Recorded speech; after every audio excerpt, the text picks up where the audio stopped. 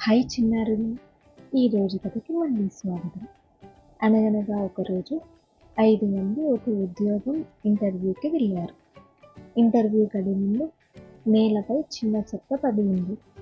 మొదటి 4 దానిని చూసి పట్టించుకోకుండా దాటి వెళ్ళిపోయారు. ఆఫీసు ఎంత చెత్తగా ఉంది అని కూడా అన్నారు. 5వ వ్యక్తి ఆగి ఆ చెత్తను తీసి డబ్బాలో వేసి లోపలికి వెళ్ళాడు.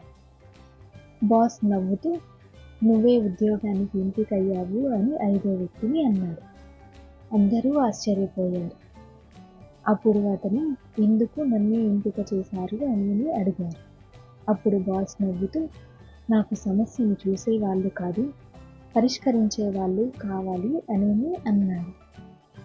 అతను అప్పుడు అర్థమైంది, తన రోజు పాటించే ఒక చిన్న అలవాటు తన నిజమైన స్వభావాన్ని అందరికీ చూపించింది అని.